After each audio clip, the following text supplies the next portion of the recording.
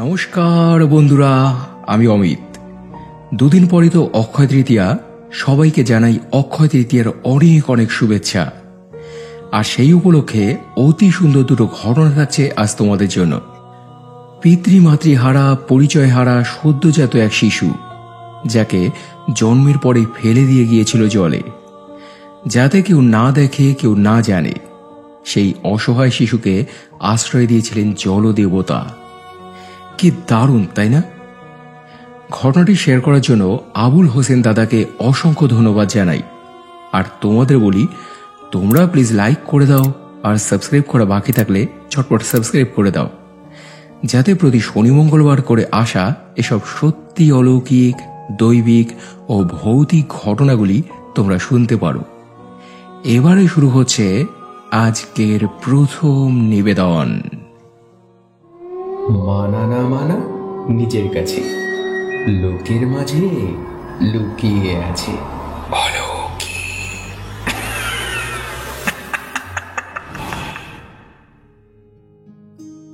অমিত দা, অনেকদিন পর আবার তোমাকে একটা দুর্দান্ত ও রোমাঞ্চকর ঘটনা বলতে এলাম। ঈদের ছুটি উপলক্ষে দিন কয়েকের জন্য বাড়িতে গিয়েছিলাম, তখনই এটা ঘটে। একেই রমজান মাস, তার উপর রোদ গরম, তাই সারাটা দিন প্রায় বাড়ির মধ্যেই থাকতাম। গল্প গুজব করে, বাড়ির বাচ্চাদের সঙ্গে খেলাধুলো করে ভালোই দিন কাটছিল। এরই মধ্যে বাচ্চারা বায়না করলো যে ওরা সাঁতার শিখবে। আমি তখন ওদের বললাম, এখন না, গরমটা একটু কমুক তারপর। কিন্তু বাচ্চাদের বায়না তো জানোই, আমার এখন মাথা খেয়ে ফেলছিল। অগত্যা পরদিন আমি ওদের নিয়ে গেলাম আমাদের বড় পুকুরে। আমাদের মুর্শিদাবাদে যেখানে আমরা থাকি, ওখানে দুটো পুকুর আছে। একটা ছোট পুকুর, যেখানে সারাদিনই প্রায় লোকজন থাকে। আরেকটা হলো বড় পুকুর, সেটা অনেক পুরনো। ওখানে লোকজন খুব একটা থাকে না। আর সাঁতার শেখাই বলো বা সাইকেল শেখাই বলো, একটু নিরিবিলি না হলে হয় না। তোদের যতটা পারলাম আমি ট্রেনিং দিলাম। শিখলো তো সমান সমান, কুমিরের মতো ওদের কাঁধে নিয়ে আমাকেই ভেসে বেড়াতে হলো। তো প্রথম দিন এইভাবেই গেল। দ্বিতীয় দিন আমরা আবারও গেলাম। ওই দিনই একটা ব্যাপার ঘটেছিল। দুপুরবেলা চারদিক শান্ত নিস্তব্ধ, অথচ পুকুরের জলটা বেশ গরম। আমি ভাবলাম যে রোদ গরমের জন্য হতে পারে বোধ হয়। তোদের পাড়ে একটু সাঁতার কাটিয়ে আমি বললাম, তোরা এখানেই থাক, আমি একটু মাঝখানে যাচ্ছি, দুটো ডুব দিয়ে আসছি, তারপরে বাড়ি যাব। বলে আমি সাঁতার কেটে পুকুরের মাঝামাঝি চলে গেলাম। বাচ্চাগুলো পাড়েই তখন অল্প জলের মধ্যে লাফালাফি করছিল। তুমি প্রথম ডুব দিয়ে যেই দ্বিতীয় ডুবটা দিলাম, হঠাৎই আমার পায়ের নিচে নরম কি যেন একটা বাঁধলো। আমি তো বেশ অবাক হয়ে গেলাম, জলের নিচে কি বাঁধলো আমার পায়ে। ভেবে আমি একবার ডুব দিয়ে দেখলাম, কিন্তু কিছু চোখে পড়ল না আমার। তো আমি আর অত গুরুত্ব দিইনি, নিজের মতো নিজে স্নান করছি, গা ঘষছি। হঠাৎই আবার মনে হলো যে আমার পায়ের নিচে আবার কি যেন একটা ঘোরাঘুরি করছে। আমি তো এবার খুব ভয় পেয়ে গেলাম যে বাচ্চারা কেউ ডুবে যায়নি তো। আমি তখন ওদের আওয়াজ দিলাম, ওদের নাম ধরে ডাকলাম। দেখলাম যে না, সবাই আছে। তাহলে ব্যাপারটা কি? তো এরপর আমি আর সাহস দেখালাম না, তাড়াতাড়ি করে স্নান করে উঠে এলাম উপরে। ওদের বললাম, চল সবাই, অনেক হয়েছে আজ, আবার কাল আসবো, চল। বলে আমরা সবাই তখন বাড়ির দিকে হাঁটা দিলাম। মাত্র 10-12 পা হেঁটেছি, এমন সময় হঠাৎই পেছন থেকে একটা বাচ্চার কান্না শুনতে পেলাম, যেন একটা নবজাত শিশুর কান্না। সঙ্গে সঙ্গে আমি পেছন করে তাকালাম, কিন্তু শান্ত জল, কোথাও কিছু নেই। তখন এটা আমার মনের ভুল কিনা আমি পরীক্ষা করতে বাচ্চাদের জিজ্ঞেস করলাম। হ্যাঁ রে, তোরা কি কিছু শুনতে পেলি? ওরাও তখন সবাই প্রায় এক বাক্যে উত্তর দিল যে ওরাও নাকি একটা বাচ্চার কান্না শুনতে পেয়েছে। বুঝলাম তার মানে এটা আমার মনের ভুল নয়, সত্যি সত্যি কোনো বাচ্চা কেঁদেছে। তারপর সবাই মিলে আমরা পুরো পুকুর পাড়টা খুঁজে দেখলাম, কিন্তু কিছুই দেখতে পেলাম না। তো এরপরে আমরা বাড়িতে এলাম। সন্ধ্যের পর রোজা ভাঙা হলো, সবাই মিলে তারপরে খেতে বসলাম। রাতেও তাড়াতাড়ি করে শুতে যেতে হতো, কারণ রমজান মাস, মাঝরাতে আবারও উঠতে হবে। তো রাত যখন ওই 2টো কি 2:30টে, ওই সময় আমি একটা স্বপ্ন দেখলাম। একজন লম্বা ফর্সা দাড়িওয়ালা লোক আমার ঠিক মাথার কাছেই দাঁড়িয়ে আমাকে বলছে, আজ তোদের কিছু বলিনি, সহ্য করেছি, কিন্তু পরদিন আর করব না। আর কোনোদিনও তোরা কেউ এই পুকুরে স্নান করতে যাবি না, না হলে তোদের বিপদ হবে বলে দিলাম। তোদের এত বড় সমাজ যদি একটা ছোট্ট নিষ্পাপ বাচ্চাকে জায়গা দিতে না পারে, আমার কোলে ফেলে দিয়ে যায়, তাহলে আমার বুকেও তোদের কোনো জায়গা নেই। আমি ওকে লালন পালন করি, আমি ওর দেখাশোনা করি। ওকে কেউ উত্ত্যক্ত করবে, ওর শান্তিতে বাধা দেবে, সেটা আমি হতে দেব না। আর কোনোদিনও যেন তোদের না দেখি ওখানে। এই স্বপ্নটা দেখা মাত্রই আমার ঘুম ভেঙে যায়। আমি ধড়পড় করে উঠে বসি। দূর থেকে তখন মসজিদের মাইকের আওয়াজ শোনা যাচ্ছিল। তো এরপর আমি আমার স্ত্রীকে ঘুম থেকে তুলে সমস্ত ঘটনা বললাম। ও শুনে বলল, আচ্ছা, তাহলে মনে হয় এই জন্যই ওই পুকুরে লোকজন বেশি একটা যায় না। সত্যি, মানুষ আজকাল পশুর চেয়ে অধম হয়ে গেছে। নিজেরা ফুর্তি করে আনন্দ করে একটা প্রাণ পৃথিবীতে নিয়ে আসবে, তারপর সেটাকে নোংরা নর্দমায় নয়তো পুকুরের মধ্যে ফেলে দিয়ে যাবে। যদি দায়িত্ব নেওয়ার ক্ষমতা নাই থাকে, অত যদি লোকলজ্জার ভয় থাকে, তাহলে এসব করার সময় মনে থাকে না? হ্যাঁ, ছি। তো এরপর ও আমাকে বারণ করেছিল যে ওই পুকুরে যেতে না। আর সত্যি বলতে আমারও এরপরে সাহসে কুলোয়নি। তবে কৌতূহলবশত এর পরেও 2-3 দিন বিকেলের দিকে ঘুরতে ঘুরতে আমি গিয়েছিলাম ওদিকে। জলে নামিনি, দূর থেকেই তাকিয়ে দেখেছি পুকুরের মাঝখানের জলটা মাঝে মাঝেই নড়ে নড়ে ওঠে। 2-1বার মনে হচ্ছিল যে ওই বুঝি কিছু একটা টুক করে ভেসে উঠে আবার ডুবে গেল। খুব কষ্ট হচ্ছিল এই বাচ্চাটার জন্য, যে কি অপরাধ ছিল ওর, কেন আজ ওর এই অবস্থা। ও তো এই পৃথিবীতে এসেছিল আর 5টা বাচ্চার মতোই বড় হবে বলে, সমাজে বংশ পরিচয় নিয়ে মাথা উঁচু করে বাঁচবে বলে। কিন্তু আজ তার আশ্রয় ওই পুকুরের জলে। হায় রে মানুষ, কার পাপের সাজা কে বহন করে? আমি একজন মুসলিম, তবুও বলছি, সমাজ যাকে আশ্রয় দেয়নি, তুমি তাকে আশ্রয় দিয়েছ জলদেবতা। তোমার কোলেই ও চিরঞ্জীবী হয়ে থাক।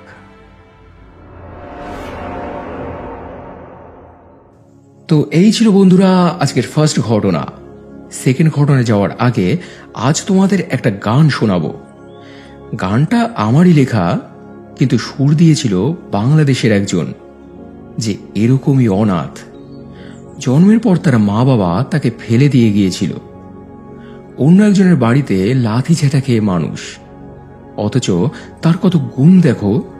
শুধুমাত্র হারমোনিয়ামে র ভোকালে কত সুন্দর করে গেয়েছে, শুনে দেখো।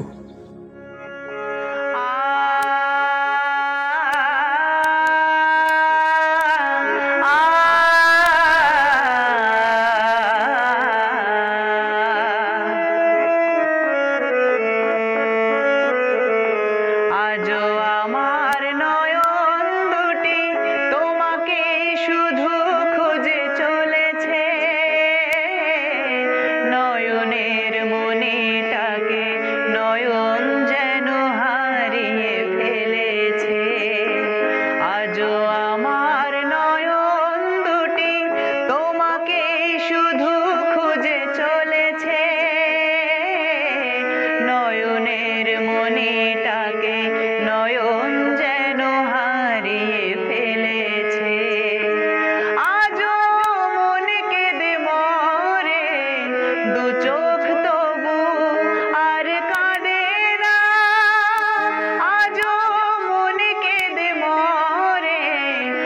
চোখ তবু আর কাঁদে না।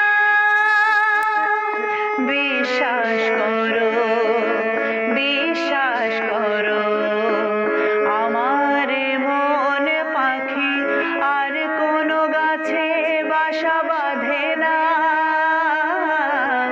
আর কোনো গাছে বাসা বাঁধে না।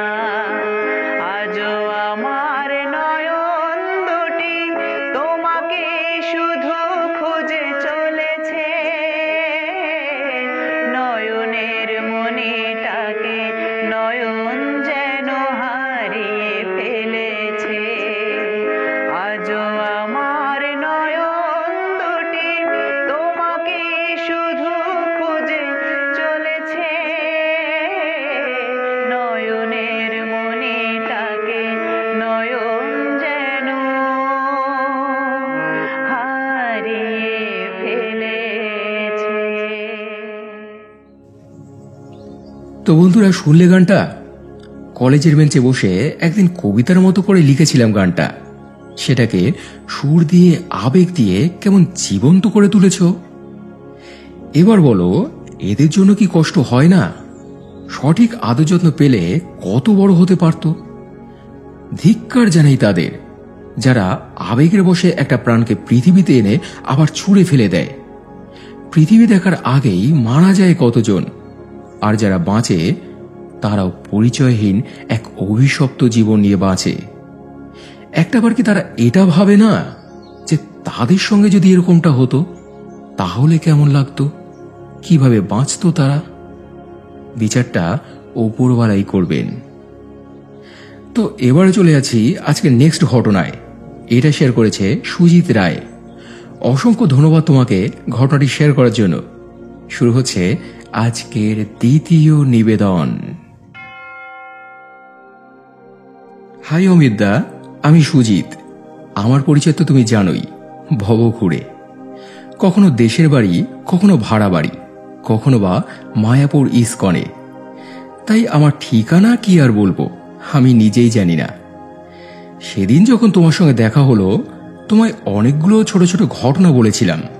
তুমি বললে যে হোয়াটসঅ্যাপে ভয়েস করে পাঠাতে, না হলে মনে থাকবে না। তাই আজ তোমায় সেই কালী মন্দিরের ঘটনাটা বলতে যাচ্ছি, 108 নরবলির ব্যাপারটা। এই মন্দিরটা আমাদের দেশের বাড়িরই এখানে, 4 রাস্তার মোড়ে একেবারে রোডের গায়ে। মন্দিরটা কত পুরনো, কে তার প্রতিষ্ঠা করেছিল, এসব কিছু আর জানা যায় না।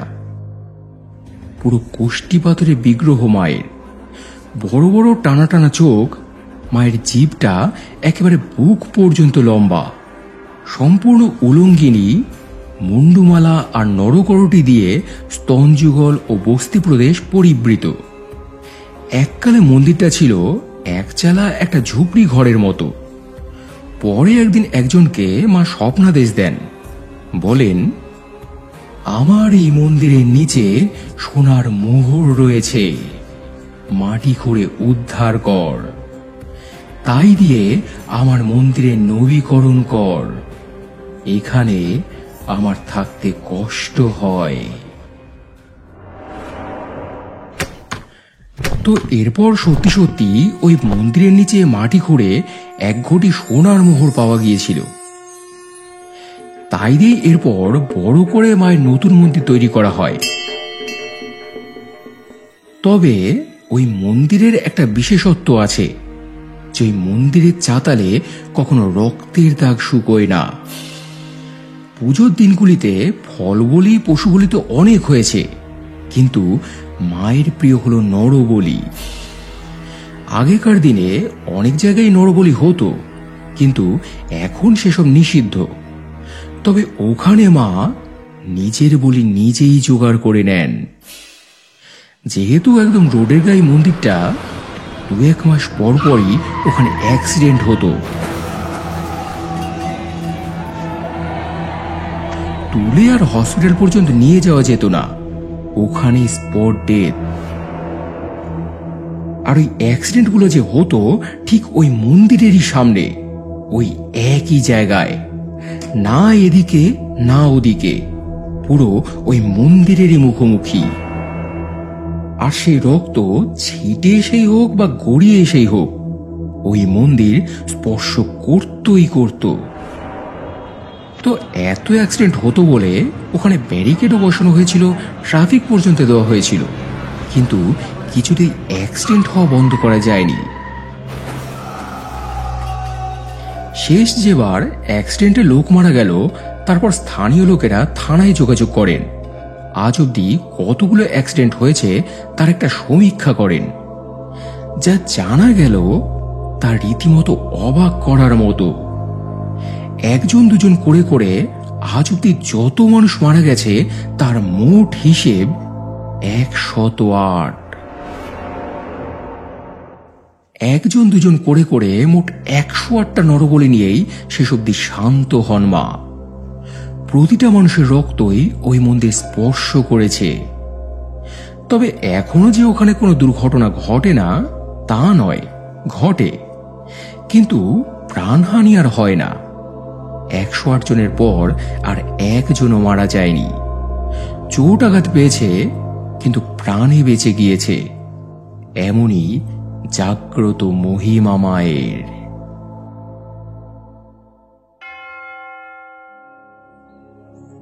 তো এই ছিল বন্ধুরা আজকের সেকেন্ড ঘটনা। দারুণ রোমাঞ্চকর আর আশ্চর্যকর একটা ঘটনা। এমন ঘটনা যদি তোমাদের কাছেও থেকে থাকে আমাকে হোয়াটসঅ্যাপ করতে পারো, লিখতে পারো লিখে, না হলে ভয়েস মেসেজ করে। আর আজকের ঘটনাগুলো তোমাদের কেমন লাগলো কমেন্ট করে জানিও।